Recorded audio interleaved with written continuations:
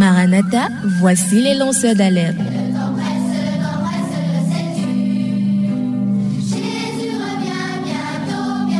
Avec vous dès le point du jour criant. Maranatha, Jésus revient.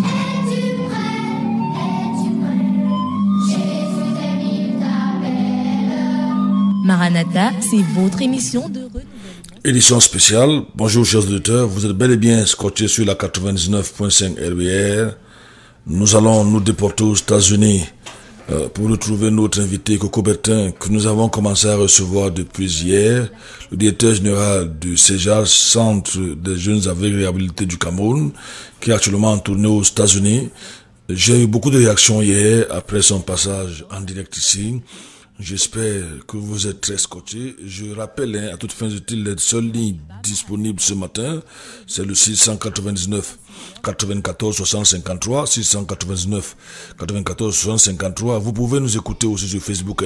Juste taper RBR 99.5 et vous êtes bel et bien en direct, quel que soit l'endroit où vous vous trouvez. Bonjour à ceux qui sont déjà scotchés. Bonjour à ceux qui m'ont fait signe. On va essayer de voyager pour retrouver notre invité, Coco Bertin, dans une petite localité. Je rappelle aux auditeurs, je veux rappeler que la ligne 677, je vous en prie, je vous en supplie, 677 40 47 22 ne sera pas disponible. La seule ligne disponible, si vous avez des questions à poser, c'est le 699 94 60 53. 699 94 60 53 ou le 600, le standard de la radio, 659 73 68 96. La ligne MTN, je ne veux pas le prononcer, non, parce que d'accepter les formes de publicité, ne sera pas disponible parce que c'est elle la ligne principale avec laquelle on va s'entretenir avec nos invités. Je vous en supplie au nom du Seigneur Jésus-Christ. Peut-être là, vous allez comprendre parce que jusque là, je le dis et les gens continuent à réagir sur cette ligne. Je rappelle pour une dernière fois, 692 si vous voulez réagir, 94 60 53 ou le standard, le 659 73 68 96. On va voyager. On va essayer de trouver notre invité qui est certainement déjà prêt. Coco Bertin, on va aller aux États-Unis et retrouver notre ami Coco Bertin. Coco Bertin, on va aux États-Unis. On y va. On y va. Il estime que nous sommes déjà en retard, nous ne sommes pas peut-être quelques minutes. Parfois, il faut mettre tout en place. On va aux États-Unis. On va retrouver Coco Bertin qui s'impatiente déjà. Je crois qu'il est déjà. Allô Coco Bertin, bonjour. Bonjour pasteur et bonjour à tous les auditeurs de la RBR. Tout à l'heure tu t'impatientais déjà, tu disais qu'on est en retard. On n'est pas en retard en tant que tel. C'est vrai qu'on aurait pu apprêter les choses un peu plus tôt. Avec toi, les invités spéciaux comme toi, qu'est-ce qu'on fait? On essaye de mettre en même temps en direct sur Facebook et ces émissions passent aussi sur YouTube.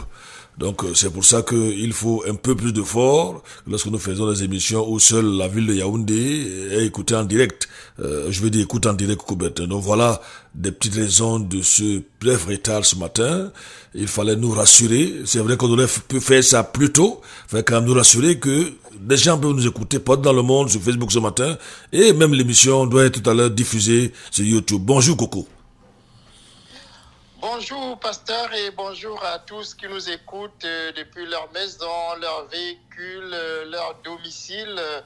C'est un plaisir d'être de nouveau connecté. Il faut dire que on a eu pas mal de réactions après l'émission d'hier, pasteur. Beaucoup de réactions, les réactions pleuvaient de partout. Les gens étaient édifiés, en même temps défiés. Mais deux ou trois réactions ont marqué. Coco Bertin, tu as dit ici que vous avez commencé, l'État vous donnait comme soutien 6 000 francs. Je vois que ça a bouleversé les gens, que ce soit les jeunes dans ma communauté, des auditeurs. Ensuite, au lieu d'augmenter ces 6 000 francs, c'est passé à 1 500. C'est quand même scandaleux, Coco Bertin. Exactement, pasteur. Exactement. Il y a des gens qui sont étonnés. Il y a beaucoup de Camerounais qui ne sont pas au courant d'une telle histoire, pasteur. C'est oui. Effectivement, beaucoup de réactions sont allées dans ce sens. Les gens se demandaient, mais il y a quelqu'un qui a même fait une comparaison avec l'allocation que la CNPS accorde, n'est-ce pas, aux enfants, n'est-ce oui. pas, chaque mois. C'est-à-dire que par an, on n'était même pas capable d'avoir l'équivalent de l'allocation familiale. Oui. Mais c'est la réalité, pasteur. C'est la réalité. Donc, nous, hein, au niveau des droits d'auteur, je ne sais pas si tu es aussi, on nous donne par an, je crois, 35 000 francs CFA par an. Peut-être ça permet d'acheter, je sais pas, peut-être faire un petit marché ou un peu de carburant, mais c'est quand même très au-dessus de 1500 francs CFA que l'État accordait aux non-voyants du Cameroun. Par personne, 1500 francs CFA. Aujourd'hui, je ne sais même pas si ça peut acheter un kilo de maquereau. Je crois que c'est impossible. De toute façon, ça n'existe même plus, pasteur. Ça a été annulé carrément. Ça a été annulé. Non, ça a été carrément annulé. Oui. Ça a été carrément annulé. Et sur le plan social, comment est-ce que l'État vient en aide aux personnes handicapées en général, les non-voyantes en particulier? Est-ce qu'il y a des mesures? Donc si ça n'existe plus, qu'est-ce qui compense là, Coco Bertin?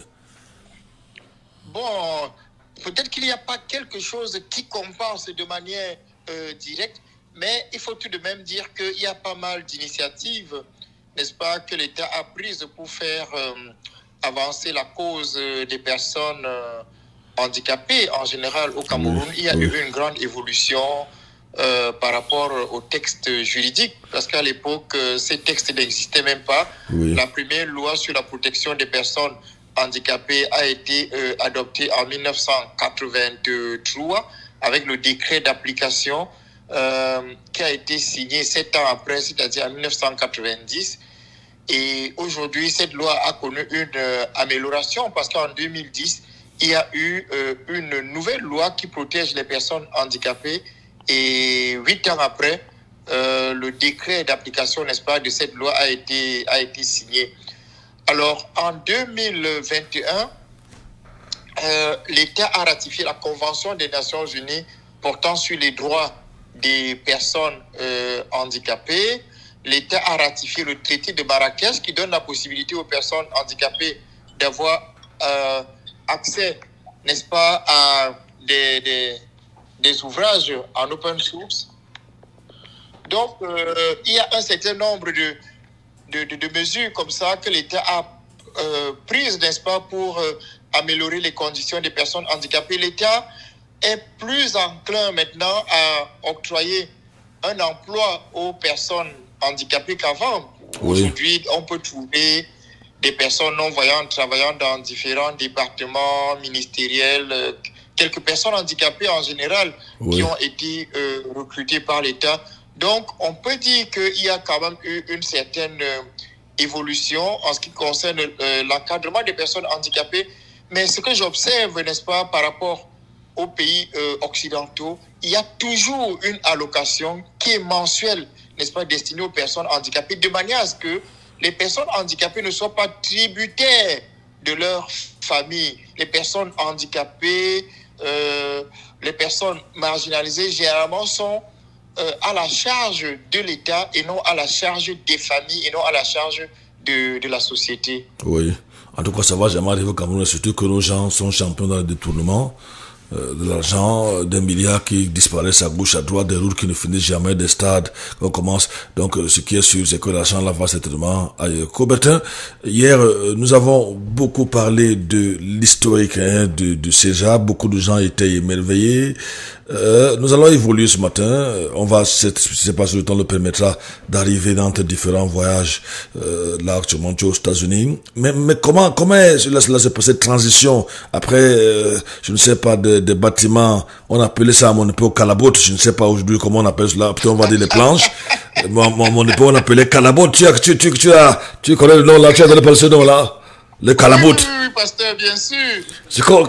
Bien sûr. Quand on disait calabote, c'était un genre de maison à laquelle tu pouvais donner un coup de poing et elle s'écroulait. Quand on dit calabote. Mais oui, il s'agissait de donner un coup de poing ou même une bûchette d'allumettes et tout était à terre. Tout était à terre. Alors après les calabotes, comment se fait la transition des calabotes à Ekunla, là où se trouve le siège aujourd'hui, un siège merveilleux, extraordinaire, je pourrais même dire ultra moderne.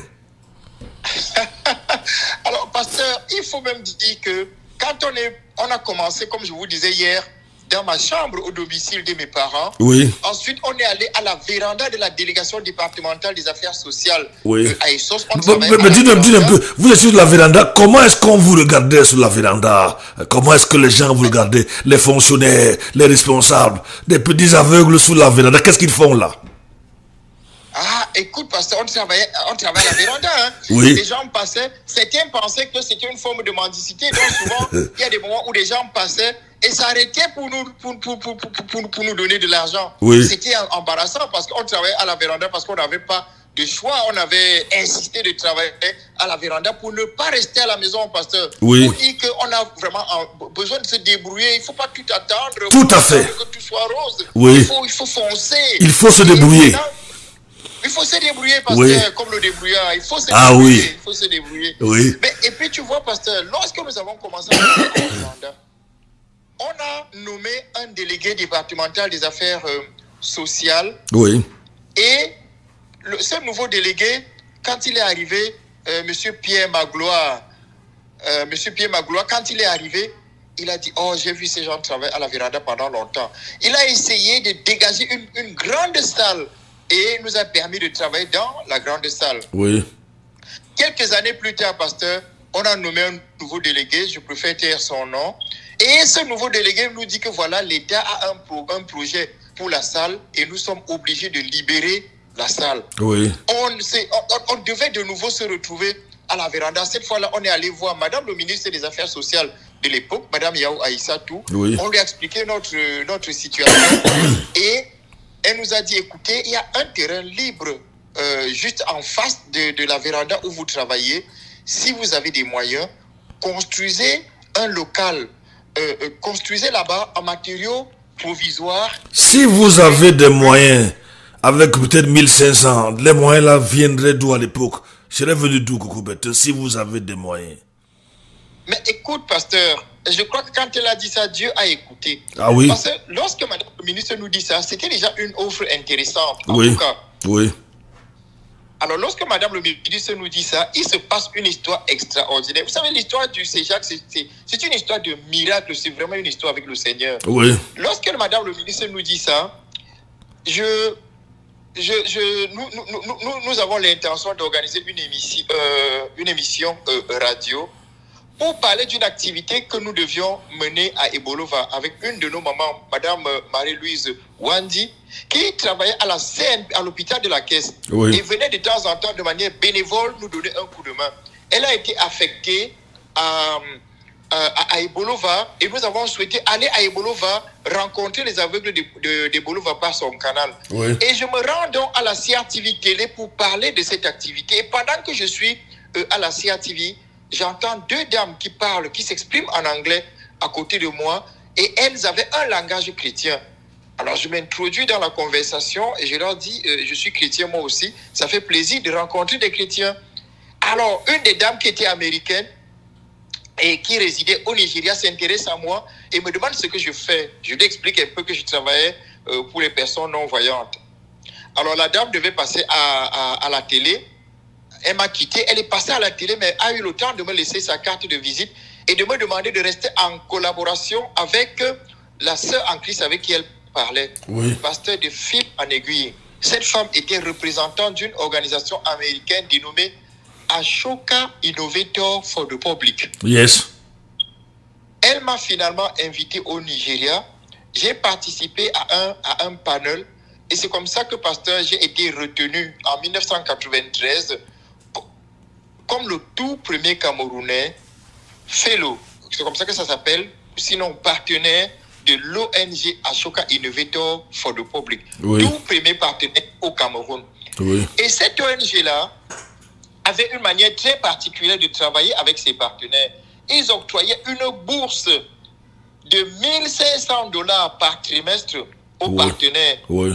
Et en fonction du déroulement... Il faut dire que $1 c'est environ 750 000, hein? Mettons la moyenne comme ça. Oui. Oui. Mais c'est ça, pasteur, c'est ça. Et pour nous, c'était beaucoup d'argent. Oui. Et donc, moi, j'avais eu donc la bourse la plus élevée, c'est-à-dire que cette bourse devait durer 3 ans. Parce qu'en fonction de tes capacités, en fonction de ta participation à leur panel, tu pouvais avoir une bourse d'1 an, de 2 ans ou de 3 ans. Et donc, moi, j'avais eu le maximum 3 ans et les 3 ans ne sont pas renouvelables. Oui. Ça fait donc, à partir du premier trimestre de l'année 2014, j'étais bénéficiaire de cette bourse. 2000, Alors, pasteur, tu dis 2000 combien? Non, 1994, pasteur, je m'excuse, 1994. Justement, je voulais...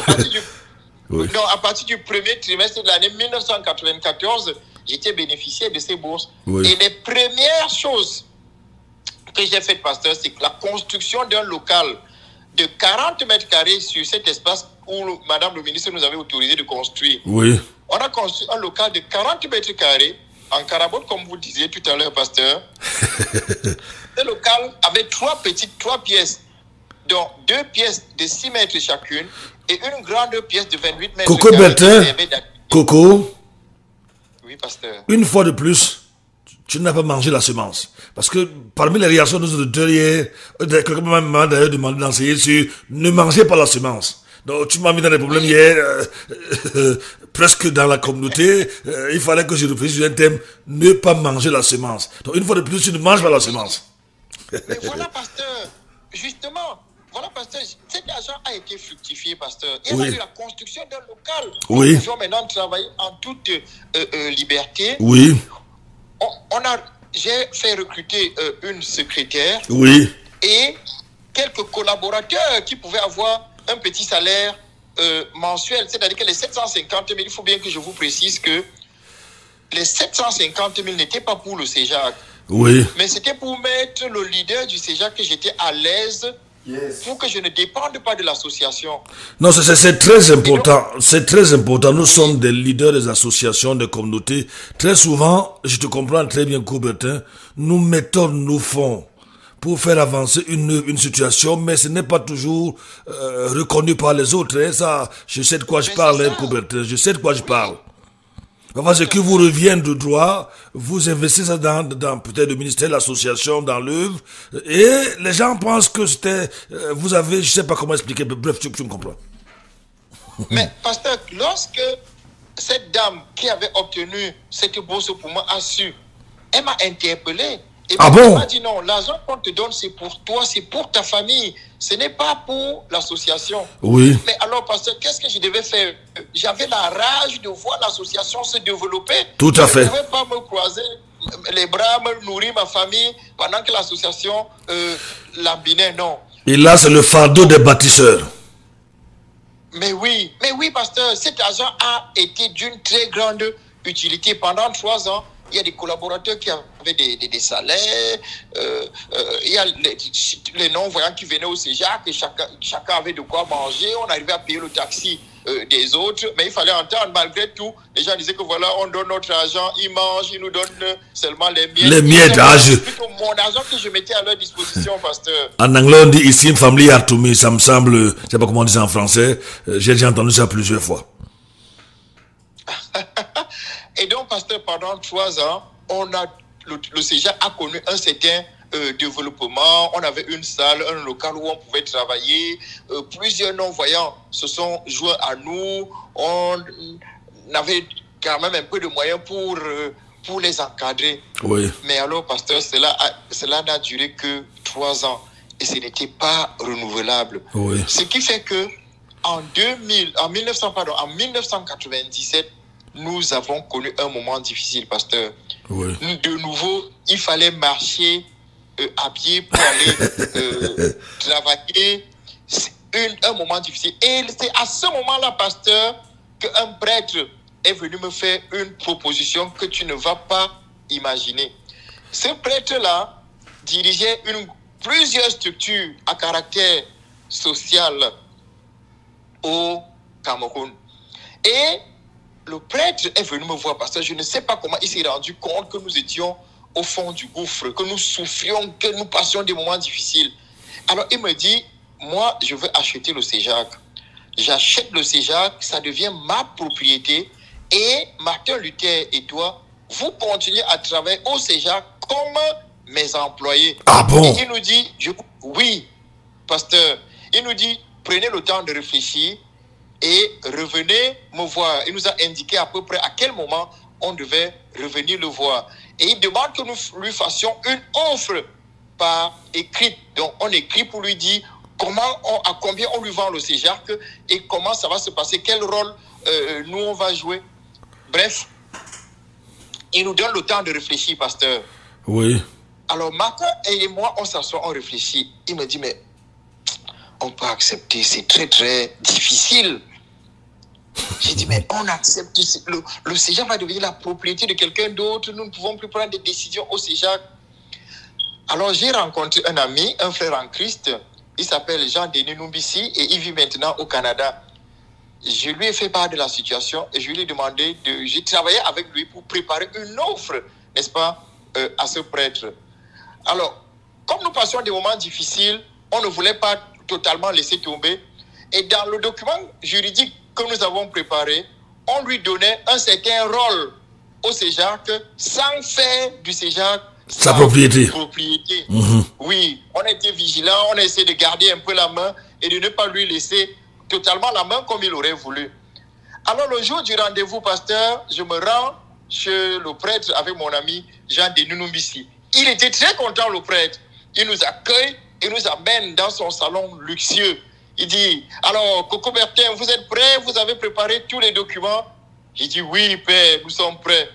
Alors, on s'assoit, pasteur. Il nous dit, je vous écoute. Alors, Jean-Denis commence à lire le document.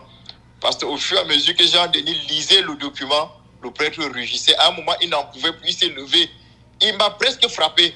Ah il bon? m'a dit, sortez, sortez, partez d'ici, partez d'ici. Pasteur, c'est là que je me suis rendu compte que notre œuvre venait d'échapper, n'est-ce pas, aux mains d'un prélat. Nous sommes partis, on ne s'est pas fait prier, n'est-ce pas, pour sortir et partir très rapidement. Oui. Il s'était rendu compte que on ne lui donnait pas la possibilité de s'approprier le CEJAC comme il aurait... Parce que vous n'étiez pas les corrompus. Coco Bertin, permets-moi de te raconter une anecdote. J'étais à Kampala, je crois, il y a 3 ou 4 ans. Nous avons trouvé un problème assez sérieux là-bas. Un pasteur avait vendu l'église et le ministère à un homme d'affaires.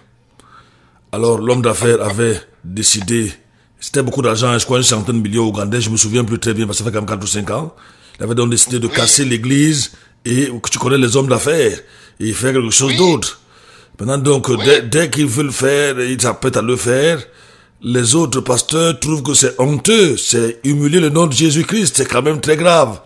Ils vont vers l'homme d'affaires, ils disent, nous ne pouvons pas quand même laisser une chapelle s'écouler comme ça, tout détruire avec tes comment on appelle encore ça, tes engins. On dit, dis-moi, je suis un homme d'affaires. Ce que je veux, c'est mon profit. Moi, j'ai acheté et je dois transformer le lieu.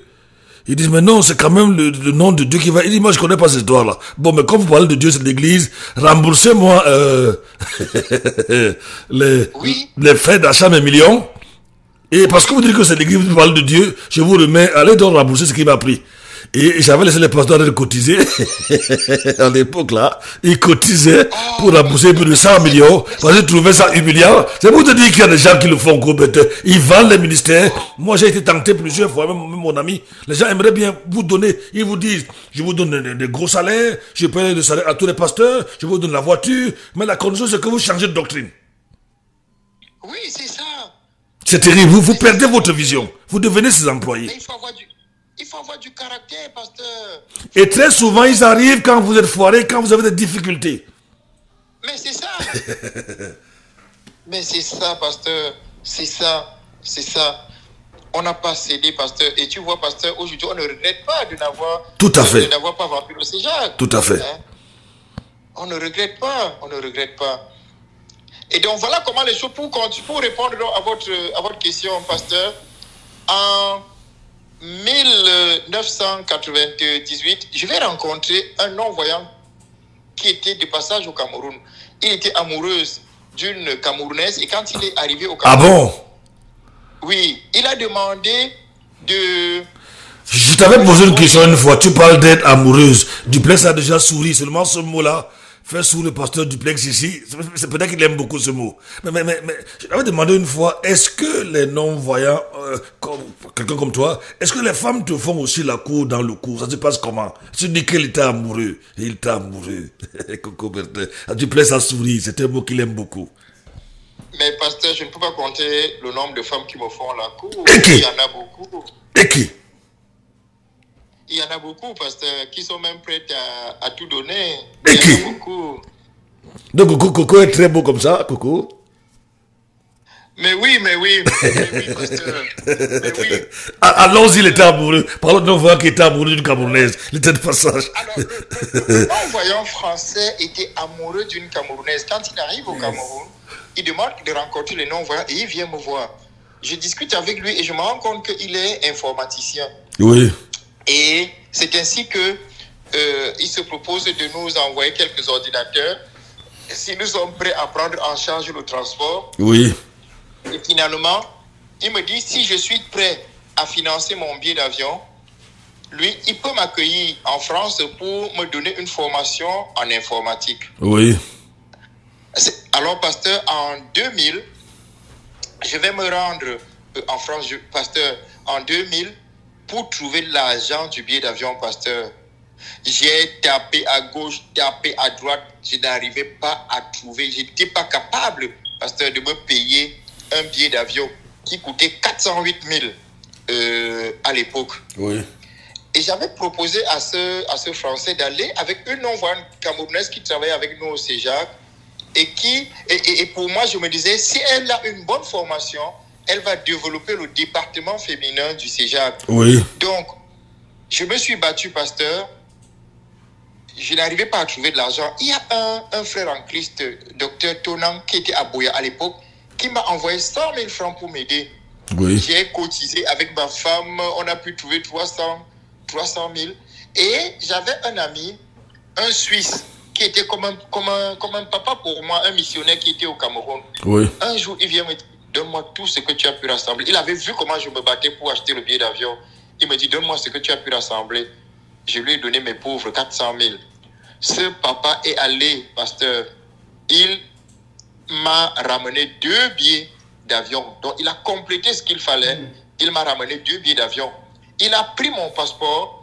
Il est allé à l'ambassade de Suisse. Il m'a ramené le visa suisse. Je ne me suis même pas déplacé, pasteur. Oui. Il m'a ramené le visa de la Suisse. C'est donc comme ça que, en faisant le voyage, j'avais monté un projet pour la construction du siège du CEJAC. Et sachant qu'en faisant un projet sur des centaines de millions, ça pouvait être difficile à financer, j'avais fait un projet, pasteur, qui n'avait que, tenez-vous bien, la valeur de 30 millions de francs, pasteur. Oui. J'arrive donc en France pour 3 mois de formation. Pendant ma formation, pasteur, je contacte des structures. Et la jeune dame qui devait voyager avec toi, qu'est-ce qu'elle a aussi voyagé? Qu'est-ce qu'elle est devenue? On a voyagé ensemble, pasteur. On a voyagé ensemble. Et quand on est arrivé une semaine après, j'ai constaté qu'elle sortait avec notre formateur. Elle était tombée amoureuse de lui ou elle était tombée amoureuse de qui était... Voilà, ils sont tombés amoureux l'un de l'autre. Bref. Pauvre Coco Bertin. Alors, pasteur, j'avais un ami, un non-voyant que j'avais formé, qui entre-temps s'était installé en Hollande. On a donc travaillé pour mobiliser les organisations, les partenaires financiers en France, en Hollande et en Suisse. Et je leur présentais le projet. Alors chacun dit, ok, bon voilà, vous avez un projet de 30 millions, moi je peux donner tel montant, tel dit, moi je peux donner tel montant. C'est ainsi que, après mes 3 mois de formation, pasteur, quand je revenais au Cameroun, les gens s'étaient engagés pour un montant de 26 millions. Dans les 26 millions, pasteur, pourquoi ne pas vous le dire, dans les 26 millions, il y a la Fédération des aveugles de la Suisse qui s'était engagée pour un montant de 4 millions. Oui. Après moi, un aveugle camerounais est passé là-bas. Il dit, mais Coco Bertin est en train de chercher l'argent pour ses propres biens. Il ne va rien faire pour les aveugles. C'est leur habitude. Je vous assure, pasteur, la Fédération des aveugles suisses a suspendu... J'en sais quelque chose. Le financement qu'il devait nous accorder. Oui. Quand je reviens au Cameroun, nous on comptait sur 26 millions. Voilà que il y a eu plutôt une réduction de ce montant. Mais on a commencé à travailler avec cet argent. Entre-temps, la jeune dame que tu avais, je m'intéresse à son cas, que tu avais amenée pour venir travailler au CEJA, qu'est-ce qu'elle est devenue? Elle a fait la formation, pasteur. Oui. Elle est revenue et tiens-toi bien, Elle habitait chez moi. Moi, je l'hébergeais chez moi à la maison. Je l'avais rencontrée, malvoyante, intelligente, titulaire d'une licence. Et je me disais, mais ça, c'est une grande ressource pour le monde des aveugles. Oui. Donc, je l'hébergeais. Je lui ai donné une formation en braille. Et elle était en plus bilingue. Elle avait fait des études de lettres bilingues à l'université. Donc, je me disais, mais ça, c'est une grande ressource pour les aveugles. Donc, elle est revenue au Cameroun, mais elle continuait bien évidemment ses relations avec le français. Nous sommes revenus au Cameroun ensemble. Bon, moi, j'ai travaillé sur ce projet de mobilisation de ressources pour le CEJAC. Elle a continué sa relation avec le français. Et on peut revenir là-dessus si tu veux, pasteur, parce que ça va être une longue histoire. Je continue donc par rapport à la construction de l'immeuble siège du CEJAC, pasteur. Oui. Quand je reviens, j'avais vécu des choses tellement extraordinaires que j'ai fait rassembler le comité directeur du CEJAC pour leur présenter les résultats de mon voyage et leur proposer de commencer tout de suite la construction de l'immeuble siège du CEJAC. Oui. Et avec cet ami suisse dont je vous ai parlé, on a travaillé, on a cherché et on a pu trouver le terrain où se trouve le CEJAC en ce moment. On a acheté ce terrain-là à 12 500 000, pasteur, à l'époque. C'était brousse partout là-bas. Oui. Pasteur, on a acheté le terrain, on a commencé les travaux. Et quand on commence les travaux, pasteur, l'idée était de faire une petite maison, une maison plate, quoi, c'est-à-dire juste le rez-de-chaussée tel que vous voyez le CEJAC là. Oui. Et je savais que si je dis aux partenaires que nous voulons faire un truc de 3 niveaux, ils ne vont pas accepter. J'en sais quelque chose. Oui, avec ma femme et quelques frères en Christ, on continuait à prier et on ne leur a pas dit. Avec le frère ingénieur qui faisait les travaux, c'était aussi un frère en Christ, un grand frère qui me soutenait beaucoup. On a fait une fondation qui devait soutenir l'étage et on a continué les travaux. Pendant que les travaux étaient déjà lancés, on a fait savoir aux partenaires que ce serait bien qu'on fasse l'étage. Après beaucoup de débats, ils ont finalement accepté qu'on fasse l'étage, c'est-à-dire rez-de-chaussée plus 1. Alors, nous avons fait le rez-de-chaussée plus 1. Et avec le frère en Christ, on s'est dit, mais on peut exploiter le comble en augmentant la hauteur des murs seulement d'1 mètre. Cela va nous permettre d'obtenir un 3e niveau. C'est comme ça qu'on le fait sans informer les bailleurs de fonds. Parce qu'on savait qu'ils allaient s'opposer. Entre-temps, pasteur, ce que vous ne pouvez pas imaginer, les Camerounais ont commencé à pomper les lettres sur le partenaire. Ils écrivaient que l'argent que vous envoyez ici, Coco Bertin est plutôt en train de faire sa maison à lui. Il ne construit pas le CEJAC. Coco Bertin a déjà tout mangé l'argent que vous avez envoyé. Le ventre a poussé, par exemple, le ventre a poussé. Il a les joues. Il est devenu rond.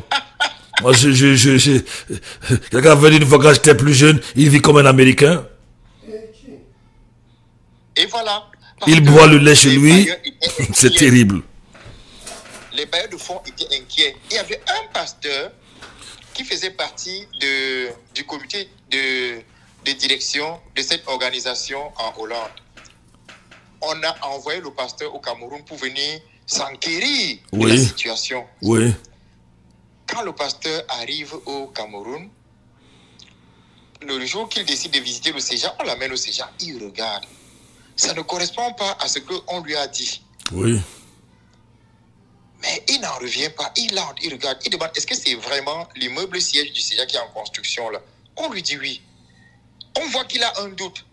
Heureusement, il s'était fait accompagner par l'épouse d'un pasteur qui était à la faculté de théologie protestante, Madame Hafken. Oui. Et il demande à Madame Hafken, Madame Hafken, oui, moi je leur rends visite de temps en temps ici et je vois comment les travaux évoluent. Il se jette dans le bâtiment pasteur, il fait les photos, Nous, on ne comprend rien. Il fait les photos. Il envoie chez eux. Le jour de son départ, pasteur, nous l'accompagnons à l'aéroport. On va à l'aéroport. Quand on arrive à l'aéroport, il me prend à part. Il m'amène derrière sa voiture.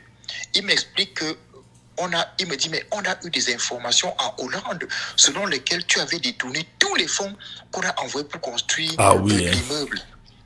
Il me dit, mais ce que je viens de voir, je ne comprends pas comment vous avez fait. Vous êtes plutôt en avance par rapport à ce à quoi nous on s'attendait. On ne s'attendait pas à voir une si grande maison et tout. Pasteur, il sort une grosse enveloppe comme ça de sa poche. Il pose dans mes mains. Il me dit, cet argent, c'est pour toi. Tu n'as aucun rapport à me faire. C'est mon argent que je te donne. Ce n'est pas pour le CEJAC, c'est pour t'encourager. Il me met la lourde enveloppe entre les mains. La lourde enveloppe. Qui pèse des kilos, certainement, des kilos. Pasteur, il me ramène dans la voiture. Il me dit, ne dis à personne. J'ai gardé cette information pendant des années. Quand j'arrive à la maison, je partage avec ma femme. Je pose l'enveloppe entre les mains de ma femme. Elle est tombée évanouie? Les larmes coulent. Ah, j'ai dit non. Les larmes coulent, pasteur. Parce qu'on avait été victime de calomnie. Et on venait de recevoir là un témoignage d'encouragement que tu ne peux pas imaginer, pasteur. Oui. Nous avons naturellement utilisé cet argent.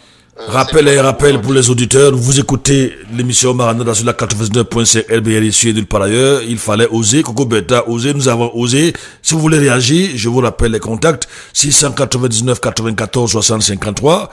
Voilà, je salue Papa Mayo qui nous écoute depuis Nkinglekok, c'est à 50 km de Yaoundé. Il m'a fait signe hier. Je salue Jacques Ndongo depuis Douala qui nous a écouté sur les réseaux sociaux hier et qui a dit qu'il avait une question, s'il avait pu suivre en direct, à poser à Coco Bertin. Je salue tous ceux qui nous ont fait signe hier. Donc voilà les différents contacts: 699 94 60 53, 659 73 68 96. Nous recevons comme invité, c'est depuis hier, hein, nous parlons là, nous avons parlé de l'historique, nous sommes encore dans l'historique, c'est vrai, mais nous abordons déjà les œuvres du CEJA. Donc nous recevons le directeur général Coco Bertin qui actuellement est en tournée aux États-Unis. Il nous raconte ce que vous n'aurez peut-être jamais imaginé. Je suis pas surpris parce que j'ai vécu cela presque toute ma vie. Alors je crois que je le comprends et je partage tout ce qu'il dit. Et je sais, lorsque vous êtes fait mort par un serpent, il a dit chez nous que vous avez peur du ver de terre. Coco Bertin, avançons avec les vers de terre. Alors, pasteur, nous avons poursuivi. C'est comme ça que quand le pasteur rentre en Hollande, il rend un témoignage fort encourageant. Oui. Les Hollandais se mobilisent davantage pour contribuer aux travaux de construction de cet immeuble siège. Oui. Les travaux vont être presque à la fin, pasteur, au moment où je vais rencontrer Madame le ministre des Affaires sociales de l'État. Nous avons un coup de fil là de Nkinglekok, c'est à une 50 km de Yaoundé. On va au téléphone. Allô, bonjour. Ouais, je n'ai pas de crédit, je vous ai dit ça hier. Je dois faire comment? Je dois te rappeler? D'accord. C'est notre papa qui nous a peur de Nkinglekok pour me dire, Coco Bertin, tu vois la production de l'émission, ça coûte cher, Coco Bertin, ça coûte cher. Pour me dire qu'il n'a pas de crédit, il est au village, c'est environ 50 km de Yaoundé, Nkinglekok. On va voir si on peut le rappeler, on peut le faire ici. C'est quand même, en même temps, quand je dis papa, c'est un grand-père même, hein. C'est un oncle d'ailleurs. On va voir si on peut l'avoir. Allô, bonjour. Allô, mon pasteur. Oui, Papa Mayo. C'est de la part de Papa Mayo en Nkinglekok. Oui. Le village c'est Mandora. Mandora, oui. Mandora, dans l'arrondissement de Matombe. Arrondissement de Matombe, oui. J'ai une question à poser à mon fils. Oui. Vous savez, je suis avec pendant 23 ans. Il dit qu'il avait depuis 23 ans. 84 ans d'âge actuellement. 84 ans, oui.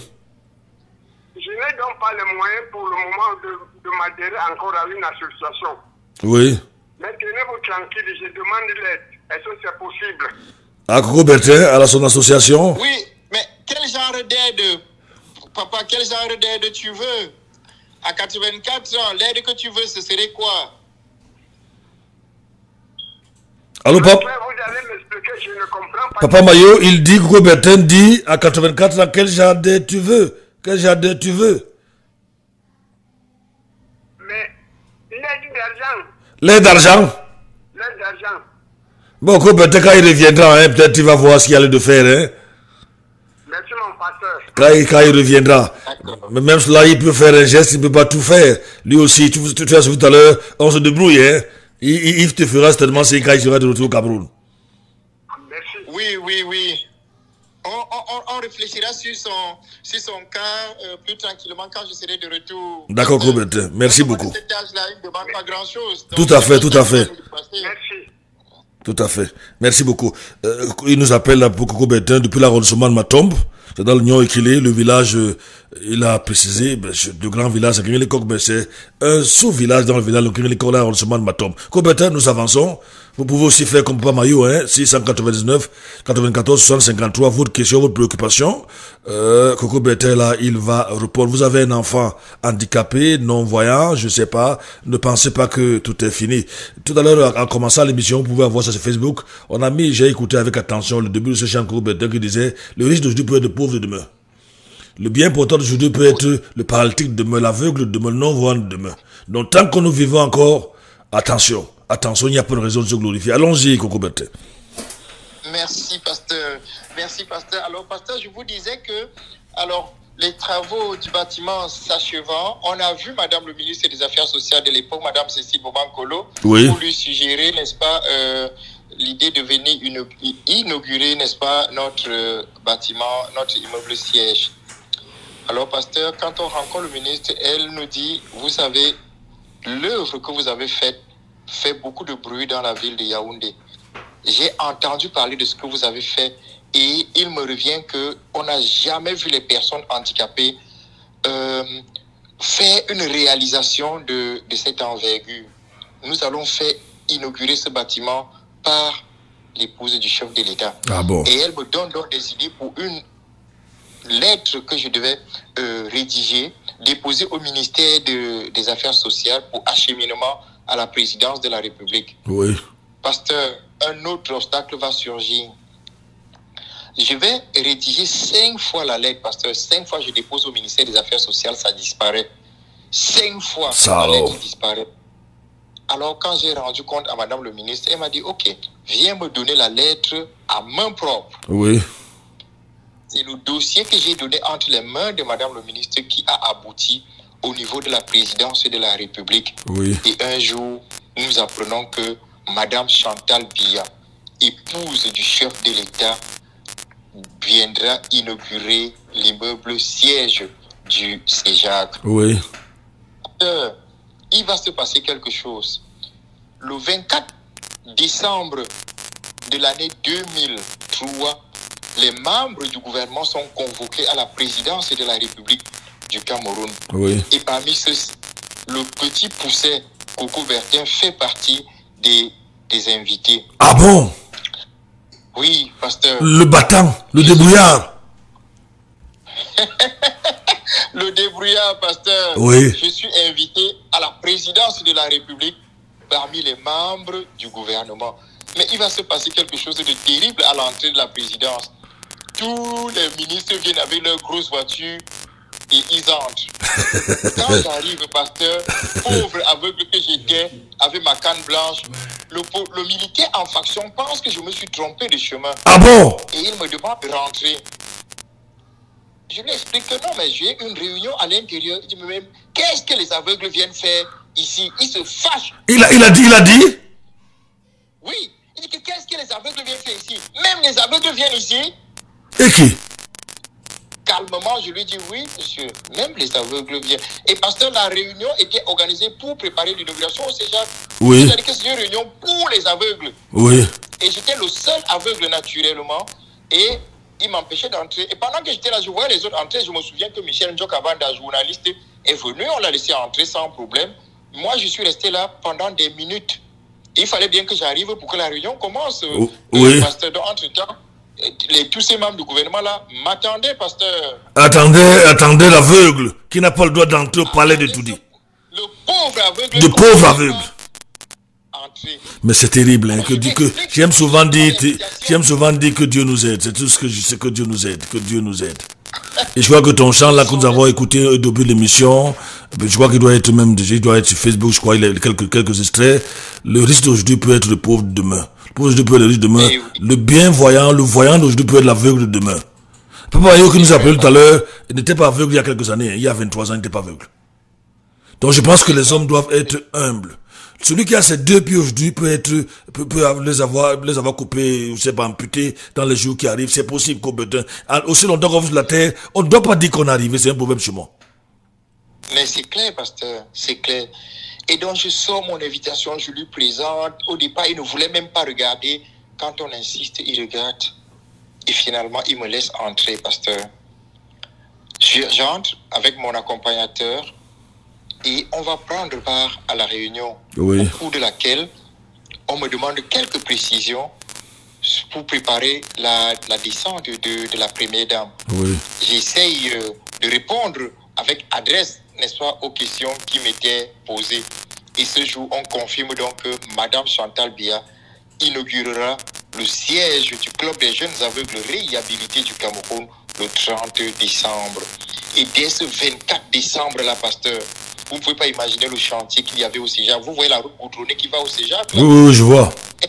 Goudronnée en quelques jours, grâce à la visite de Madame Chantal Biya. Oui. Les militaires rôdaient autour du Cégep, et c'était un moment particulier, pasteur, les préparatifs et tout ça. Et c'est ainsi que le 30 décembre, pasteur, Madame Chantal Biya est descendue au Cégep, comme vous pouvez imaginer, avec tout le gouvernement du Cameroun. Il y avait un mouvement à équipe que vous ne pouvez pas imaginer. Et au cours de cette inauguration... Tout ça, à travers ou par le pauvre aveugle. Le pauvre aveugle. Coco Bertin, je sais que c'est toi l'invité, mais ça me fait penser à une histoire. Le président Labad, Akin Adesina, c'est vrai qu'il est presque invisible aujourd'hui, je le vois, c'est presque impossible de le voir. C'était un ancien ami, il a été, quand on était plus jeune, un de mes dirigeants, si tu veux, me soutient, avant Labad. Alors, il arrive ici, invitation du chef de l'État, une invitation étatique. Il est au Hilton. Je suis informé avec un autre frère qu'il est là. On va au Hilton, pendant presque une journée, on essaie de le voir, on nous chasse, on dit qu'on n'a pas le droit, j'appelle, on dit que on peut pas le rencontrer, il est ici en visite, qui sommes-nous? On s'est dit, bon, on a tout essayé, des pauvres d'abord, on a vécu pas d'une grosse carte de visite, on attend dans le lendemain, on décide de se placer devant lui, à sa sortie, il est là avec les gardes, dès qu'il nous voit, il quitte les rangs, il quitte l'escorte, il vient nous embrasser, Coco Bertin. Le jour-là, notre situation a changé au Hilton. Le même militaire qui nous avait humiliés tout pendant le militaire là et tout, quand nous sommes arrivés au sommet là dans sa grande suite, d'abord le jour-là on a mangé au fait du Hilton, au fait de la bade. Le jour-là on nous a donné le café. Ceux qui étaient insultés il y a quelques heures, pendant près de 24 heures, humiliés au Hilton, leur sort avait changé. Et lorsque il demande qu'on monte, il est rentré là vers 22h, 22h30. Il a dit, je suis ici en visite d'État. C'était un passeport, il était très compliqué parce que c'est vous êtes mes amis. J'ai regardé ce militaire, Coco Bertin, je l'ai toisé, je suis désolé. Pour lui dire que viens encore m'empêcher d'entrer si tu es quelqu'un. Allô, Coco? Allô, tu es là? Tu es là? Oui, bien sûr. Ça, je te raconte une histoire vraie. Je le regardais si je pouvais le gifler. Si je pouvais. Bon, mais c'est une façon de parler. Je suis entré, il nous a reçus, nous a embrassés, il a mis tout le monde dehors pour causer avec nous seuls. Et à la fin de notre entretien, j'ai prié pour lui. Coco Bertin, vous pouvez mépriser quelqu'un demain. Aujourd'hui, c'est lui qui va vous sauver demain. Hein. Le monde est bizarre. C'est ça la vie, pasteur. C'est ça la vie. C'est terrible. C'est ça la vie. Tout le gouvernement est au Cégep. Tout le gouvernement est au Cégep, pasteur. Je vais présenter un discours qui va faire vraiment grande impression, qui va être interrompu par des salves d'applaudissements. Et après ce discours, je ne peux pas vous dire combien de félicitations j'ai eu des membres du gouvernement. Parmi eux, il y en avait qui m'avaient même humilié, qui venaient maintenant me saluer avec respect. C'était incroyable parce que le mouvement qu'il y avait eu au Cégep. Oui. Voilà comment l'épouse du chef de l'État est venue inaugurer une initiative des pauvres aveugles. Oui. Voilà comment ça s'est passé, pasteur, pour répondre à votre question. Voilà comment nous arrivons donc à la construction de l'immeuble siège du Cégep. Oui. Et vous savez qu'aujourd'hui, on est parti d'un seul immeuble, n'est-ce pas, pour 3 grands immeubles bien bâtis au Cégep. Et ce n'est pas tout, pasteur. Nous continuons à évoluer avec le Seigneur qui a encore beaucoup de surprises pour les Camerounais et pour nous. 699 94 60 53. Nous sommes bel et bien en direct. Nous recevons notre ami, notre frère Coco Bertin qui est actuellement aux États-Unis, la petite ville, c'est encore quoi? Tacoma. Tacoma, pas très loin. Je suis présentement dans la ville de Tacoma, pasteur, et je peux vous dire qu'à Tacoma, il sera 22 heures dans à peu près 4 minutes. Et je pense qu'au Cameroun, il sera peut-être 6 heures dans 4 minutes parce qu'on a 8 heures de décalage. Ouais. Justement, Coubertin, si les autant de questions peuvent les poser parce que je crois que notre dernière émission sera demain. On va s'attarder sur ce qui se passe aux États-Unis, les cannes blanches, notamment l'église de Grace Church qui a offert environ 650 000 cannes blanches depuis que vous collaborez. On parlera de ses œuvres demain et peut-être d'autres partenaires avec Coubertin de César. Mais aujourd'hui, nous terminons avec l'historique du César, ces grands immeubles qui ont poussé et ont changé cette face du quartier Kono. C'est à Yaoundé, quelques encablures, quelques mètres de moi ici. Nous rendons grâce à Dieu, Coubertin. Il faut reconnaître quand Dieu a béni, quand Dieu a élevé quelqu'un. Et dans notre tribu, dans ma tribu toujours, je suis camerounais, j'aime bien ma culture. Je ne dis pas que je suis traditionnaliste, Coubertin, c'est pas ça. Mais souvent dans nos langues, il y a beaucoup de sagesse, Coubertin. Tout à fait. On dit chez nous que si quelqu'un te dépasse, porte son sac. Alors il faut savoir, vous savez, Coubertin, devant Dieu, nous n'avons pas les mêmes. Dieu bénit qui il veut comme il veut. Dieu connaît le cœur de chacun de nous. Alors quand Dieu a béni votre frère, au lieu de le combattre, de le détruire, cherchez plutôt à l'encourager parce que sa bénédiction va entraîner la bénédiction sur vous-même. C'est vrai, pasteur, oui. C'est vrai. Très souvent, quand vous le combattez, vous enfoncez plutôt. Vous détruisez même votre propre avenir. Là, c'est Dieu qui a donné, quand il donne... Les combats, on en a eu, pasteur. Ah oui. Vous savez. Et Dieu, dans sa fidélité et dans son amour, nous a toujours donné victoire, pasteur. Les combats, on en a eu. Oui. On en a même encore. Mais le Seigneur est fidèle. Le Seigneur est fidèle, le Seigneur est bon. Et il est bon de s'attacher à lui. Parce que c'est lui qui nous conduit, c'est lui qui nous bénit. Coco, dans votre marche, dans votre aventure, appelons ça comme ça, je pense à ton ami Martin Luther, que je connais, on l'appelle souvent, je crois, le vieux, affectueusement le vieux. C'est ça. Voilà, j'ai pas oublié. Il m'a raconté une anecdote qui m'avait marqué un jour, pendant qu'il se battait, un aveugle qui fait un chant, il a défriché un serpent, sans savoir, il a défriché un serpent. C'est vrai. Alors on lui dit, tu connais cette histoire, Coco? Bien sûr. Et raconte-la-nous un peu, ça c'était quand même amusant. Hein? C'est-à-dire que quand nous étions en formation à Boya, chacun avait une portion à cultiver. Oui. C'était un champ de 15 mètres sur 30. Et donc chacun devait défricher, cultiver. Et ce qui s'est passé, c'est que Martin est allé au champ, il travaillait. Oui. Et pendant qu'il travaillait, il a coupé un serpent. Et il ne s'est pas rendu compte. Il a continué à travailler lorsque un guide est passé et a dit, mais Martin, tu viens de couper un serpent. Martin, tétanisé, c'est à ce moment qu'il a pris peur. Alors que le serpent devait le monde depuis. Mais oui, il avait coupé le serpent et ne s'était même pas rendu compte. Et quand on attire son attention sur le fait qu'il venait de couper le serpent, c'est à ce moment que il prend conscience et il a tout abandonné.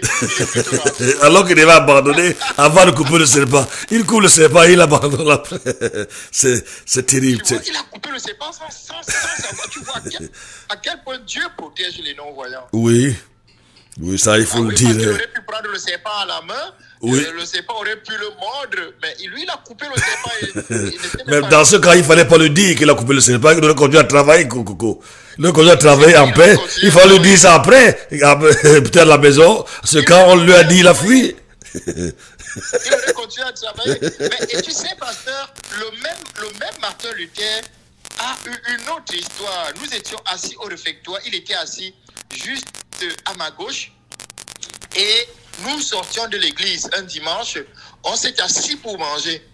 Et pendant qu'on mangeait, au moment où Martin s'asseyait, sa cravate est entrée dans la sauce.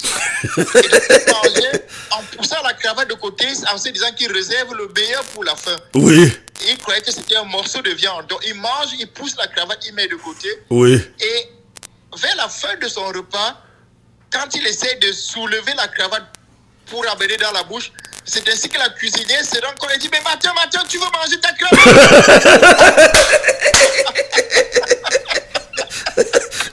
qu'elle avait crié, le roi va la cravate. C'est pas possible. Tu vois, la dame était là au bon moment et le gars s'est rendu compte qu'il était en train de vouloir manger sa cravate. Oh mon Dieu, des histoires comme ça, on n'en terminera jamais. 699 94 60 53, je vous rappelle que nous sommes bel et bien en direct également sur Facebook, c'est ça, Pasteur Duplex. Je ne sais pas s'il y a les réactions là-bas. 699 94 60 53. On va écouter la musique Coco Bertin, le coq a chanté. J'aime beaucoup cela, hein, parce que je crois que c'est une musique qu'on doit donner aux paresseux, Coco Bertin. C'est ça, Pasteur. Le coq a chanté, il est temps de se réveiller pendant que le coq... C'est en pensant aux paresseux que ce chant a été... ah bon, hein? Pasteur. Oui. Écoutons le coq a chanté. C'est un message pour les paresseux. Écoutons ce message. C'est ce que je veux dire.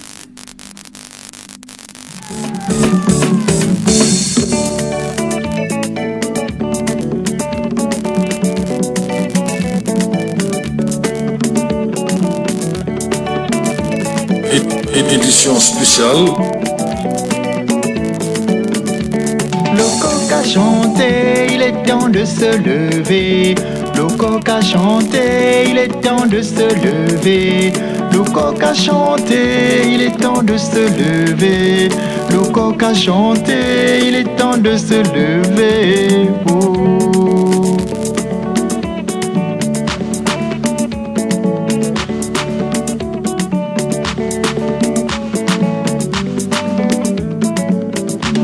Le coq a chanté, il est temps de se réveiller. Le coq a chanté, il est temps de se réveiller. Le coq a chanté, il est temps de se réveiller. Le coq a chanté, il est temps de se réveiller. Oh.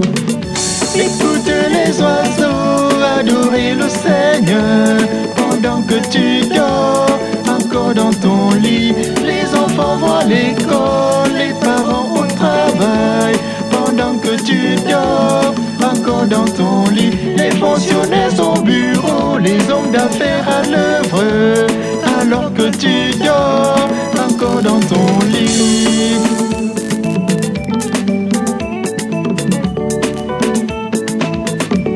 Le jour apparaît, voit le soleil briller. Le jour apparaît, voit le soleil briller. Le jour apparaît, voit le soleil briller. Le jour apparaît, voit le soleil briller. Oh.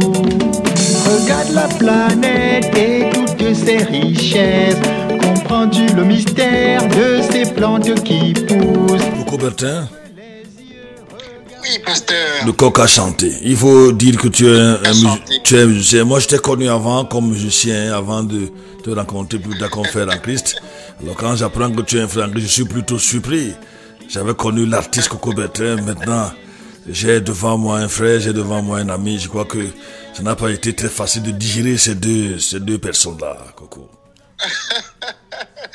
C'est vrai que parfois au Cameroun, chacun me connaît sous une casquette et ne connaît pas l'ensemble, parce qu'il y en a qui me connaissent comme musicien, il y en a qui me connaissent comme directeur général du CEJAC, il y en a même qui me connaissent comme agriculteur. Donc, il y en a qui me connaissent chacun sous sa casquette. Mais il y en a aussi qui savent que je fais plusieurs choses, Pasteur. Pendant qu'on sort d'entretien ce matin, est-ce qu'il t'est arrivé dans cette situation, Duplex aurait bien voulu que tu en parles hier, tu es allé dans les églises pour chasser le démon comment on appelle encore ça, de la cécité? Est-ce que tu as été raclé par les hommes de Dieu remplis de la puissance? Est-ce que un mot là-dessus, Coco Bertin? Pasteur, je pense que je te proposerai d'ailleurs de faire une émission là-dessus parce que j'ai connu tellement de choses que le dire en quelques mots serait très difficile. Ok. Alors pendant tout mon parcours, pendant tout le temps que j'ai passé dans la cécité, j'ai connu beaucoup. J'aurais tellement de choses à dire. C'est ta radio, hein. Peut-être qu'on va, pendant cette édition-ci, ces éditions, nous parlerons peut-être de l'enfance de Coco Bertin. Quand est-ce que tu es tombé aveugle? Comment est-ce que tu as évolué? Voilà. Comment cela s'est passé? Qu'est-ce qu'on a essayé? Je pense que ce serait très intéressant pour les auditeurs d'écouter cela, hein. Effectivement, Pasteur, je crois que cela pourra faire l'objet d'une émission plus tard, pourquoi pas. Si tu as du temps, Maranda se consacre le temps, hein, c'est ta radio Coubertin, c'est la radio du... Peut-être toi tu ne le sais pas, c'est la radio du Céjar, hein. Peut-être tu ne le sais pas. Mais, pasteur, je suis d'ailleurs très reconnaissant, et je dois dire, pasteur, que, en fait, pendant que je suis ici aux États-Unis, et notamment ici à Tacoma, j'ai du temps. Mais tu te rends compte qu'au Cameroun, c'est très difficile, pasteur. Oui. Au Cameroun, je suis tellement occupé que la volonté est là, mais ce n'est pas toujours facile. Mais là, tu vois, ici, j'arrive à m'organiser.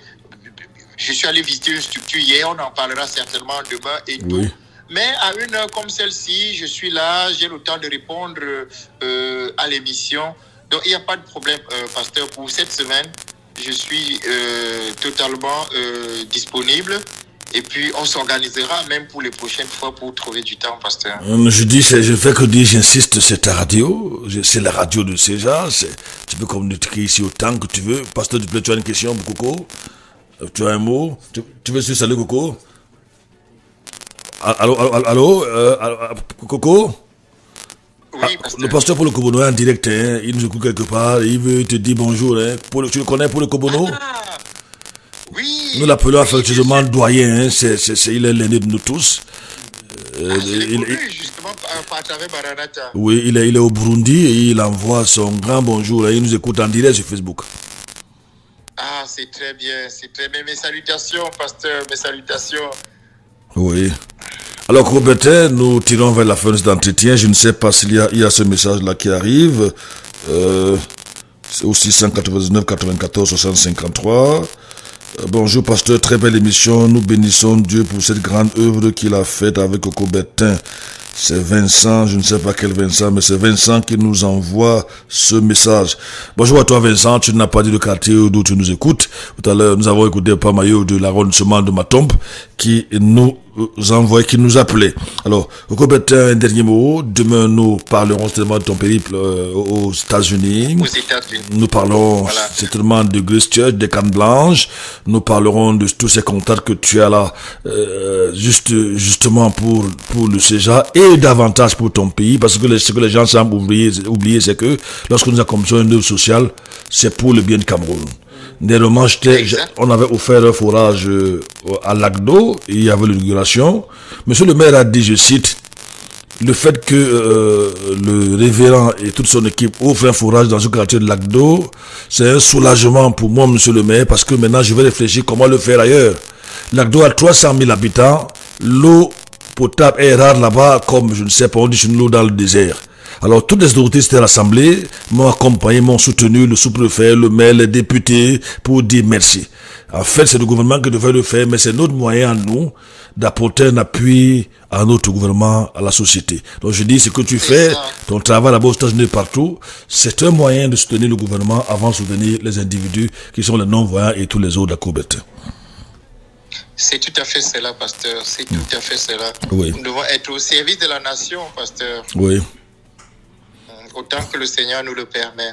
Ok, je pense que avec ces mots, on va peut-être un bonjour à quelqu'un et à madame ici, à quelques personnes, aux membres au Céjar, avant qu'on le sépare. Effectivement, pasteur, je ne sais pas si vous vous êtes rendu compte, mais notre émission a été très écoutée. Oui. Je voudrais saluer madame, saluer l'équipe du Céjar, oui. Saluer tous les amis de l'extrême nord qui nous ont suivis, qui ont même réagi. Oui. Je voudrais saluer mon ami collègue ancien d'église, Papa Pierre, qui nous a également écouté hier et qui a eu une réaction. Oui. Je voudrais vraiment saluer tous les auditeurs de la RBA et particulièrement de cette émission. Je leur donne rendez-vous demain matin. Je serai de nouveau là et qu'ils n'hésitent pas à participer à l'émission à travers des questions. Parce que je pense qu'ils peuvent même déjà envoyer des questions à travers Facebook. N'est-ce pas que vous lirez à l'antenne demain? Oui. J'ai eu l'impression d'avoir un grand qui disait qu'il est congolais dans la réaction d'hier, qu'il est au Congo, quelque chose comme ça. Oui, effectivement. Il y a quelqu'un du Congo, Kinshasa, qui a également réagi hier. Les réactions sont venues vraiment de plusieurs pays. Oui. Alors, il y a aussi un ami, un pasteur camerounais qui vit au Congo, qui a effectivement réagi, le pasteur Sadrak. Alors, je lui envoie des salutations du côté de Kinshasa, où il se trouve. Oui. C'est ça, Maranatha, ça, RBR, essayer de joindre les gens aussi loin que possible. Dieu pourvoit, nous aurons ces émissions, pourquoi pas la radio 24h/24 sur Facebook, YouTube, pourquoi pas vous permettre aux gens de nous écouter, quel que soit l'endroit et sur tout le monde. Nous nous battons tous les jours pour avoir une meilleure radio, une meilleure qualité d'écoute, couvrir autant d'endroits que possible. C'est très bien, pasteur. Je connais votre rigueur et votre souci de bien faire les choses, pasteur. Que le Seigneur vous soutienne et qu'il accorde vraiment sa grâce. Pasteur Duplessis, une réaction, tu veux? Pasteur Franklin, peut-être que nos auditeurs qui nous écoutent ont des membres de famille qui passent par des moments difficiles. Oui. Peut-être qu'ils sont handicapés d'une manière comme d'une autre. Et généralement, on est désespéré. Oui. On est stressé. On accuse les démons. On accuse les démons, les sorciers. Les démons, les sorciers. Parfois, on se retrouve en train de faire des choses abominables sur nos membres de famille. Je crois qu'en écoutant le témoignage de notre frère et père et ami Coco Bertin, Pasteur Franklin, on se sent non seulement encouragé. Pendant qu'on sort, oui. Coco Bertin nous avait gardé il y a environ 5 ans oui. des chemises. Oui. Bizarrement, il connaissait la taille de chacun. Moi je suis gros, toi tu es mince, quand il est de petite taille. Oui.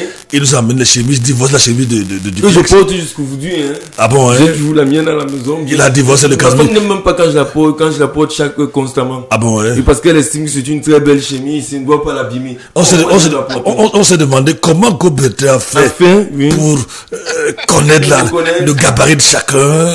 Et je le vois encore donner, ça c'est Casimir, oui. Ça c'est Duplex, et ça c'est en donnant les tailles, en donnant à chacun. J'ai dit, mais ça c'est quelle histoire? Coberté, peut-être que c'est la sorcellerie, Coberté, comme tout chez nous c'est la sorcellerie. Peut-être comme les aveugles voient tous les jeudis. Non, c'est les vendredis ou les jeudis? Non, il avait vu le vendredi. Coberté, lui, il voit le vendredi. Combien de dernier mois on va sortir? Oui, c'est ça. C'est ça, c'est vrai. Je dis souvent que je suis un aveugle qui ne voit que les vendredis. Oui. Vous savez, quand on est non-voyant, il faut être organisé. Parce oui. que c'est oui. tout. Il faut savoir s'organiser. Oui. Quand vous venez dans l'environnement du non-voyant, ne mettez pas les choses en désordre. Laissez-le faire ses choses.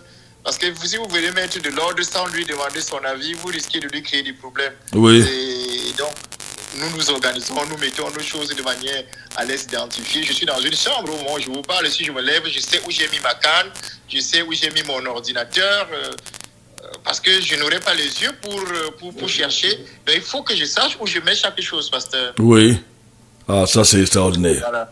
Merci Coberté, vous savez, c'est pas que le Maranatha avait entré en gare ce matin. Yann était à la mise en onde. Duplex, pasteur, s'occupait des réseaux sociaux, je veux dire notamment Facebook. Théo a assuré la coordination centrale. Théo, je veux dire, chef de chaîne. Maintenant, Théa, lui, s'occupait de tous les réseaux sociaux. Théa qui également nous a écouté en direct sur Facebook. Hein. Je vous dis au revoir. Casimir, évidemment, s'occupait de la couverture. Malheureusement, ce matin, il était sur la couverture. Coco, je vais te dire au revoir et à demain, s'il plaît à Dieu. À demain.